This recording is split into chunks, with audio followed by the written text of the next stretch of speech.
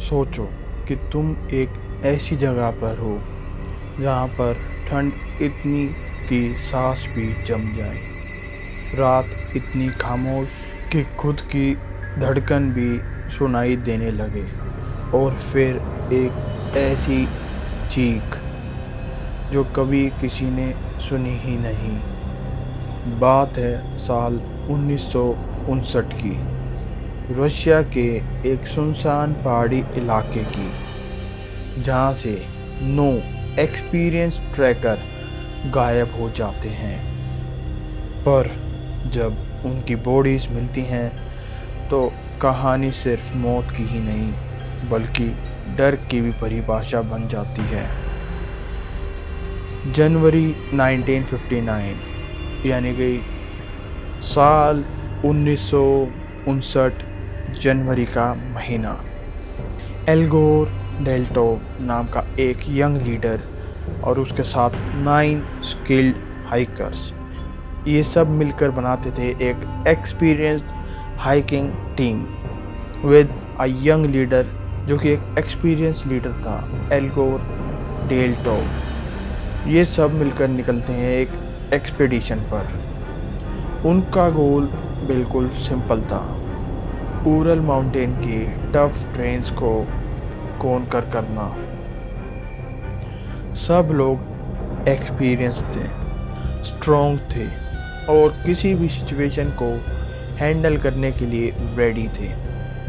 लेकिन किसी ने ये नहीं सोचा था कि उनकी यह जर्नी उनकी लास्ट जर्नी बन जाएगी। इस ग्रुप का जो लास्ट मैसेज आता है वो यह था कि सब कुछ नॉर्मल है, पर उसके बाद कंप्लीट साइलेंस। पहले दिन गुजरते हैं, फिर हफ्ते गुजरते हैं और उसके बाद कई दिनों तक कॉन्टैक्ट्स ना होने की वजह से सर्च टीम को भेजा जाता है। और फिर वहाँ पर सर्च टीम पहुँचती है, उनको टेंट मिल जाता है, लेकिन टेंट अंदर से फटा हुआ था, जैसे कि किसी ने अंदर से ही पैनिक में भागने की कोशिश की हो। बाहर के फुटप्रिंट्स देखते ही सब शौक में चले जाते हैं। उसका कारण यह था कि सब लोग नंगे पैर या फिर उन्होंने सिर्फ आधे कपड़े पहने हुए थे और इतनी ज़्यादा एक्सट्रीम फ्रीजिंग टेम्परेचर में भी, जहाँ पर बिल्कुल रूह कांप जाए ठंड में, और वहाँ पर भी बिना प्रॉपर कपड़ों के वो लोग भाग रहे थे।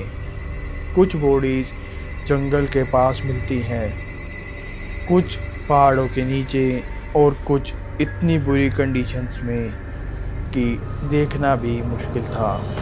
एक का स्कल फ्रैक्चर था, दूसरे की रिब्स क्रश्ड और सबसे शॉकिंग, एक लड़की की टंग ही मिसिंग थी, यानी कि एक लड़की की ज़बान ही गायब थी।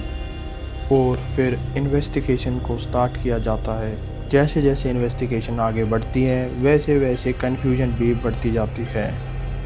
किसी भी तरीके के स्ट्रगल के कोई साइंस नहीं थे, ना ही किसी भी तरीके के भारी हमले के कोई प्रूफ। और सबसे अजीब बात, उनके कपड़ों में रेडिएशन ट्रेसेस मिले। गवर्नमेंट ने ये केस क्लोज कर दिया। रीज़न दिया, अननोन कॉम्पेलिंग फोर्स। पर यह अननोन फोर्स क्या था? लोग कहते हैं क्या ये किसी एवलांच का कारण था या फिर ये कोई सीक्रेट मिलिट्री एक्सपेरिमेंट था। कुछ लोग तो यह भी कहते हैं कि यहाँ उन्होंने आसमान में स्ट्रेंज ऑरेंज लाइट्स देखी थी। क्या उसके पीछे किसी तरीके के एलियंस एक्टिविटीज़ थी या फिर उसका कारण कुछ और ही था, कुछ ऐसा जो इंसान समझ ही नहीं सकता। सालों बाद एक थ्योरी सामने आती है, इंफ्रासाउंड, एक नेचुरल फिनोमिना जिसमें हवा और पहाड़ों के बीच ऐसी फ्रीक्वेंसीज बनती हैं जो इंसान के दिमाग पर सीधा असर करती हैं।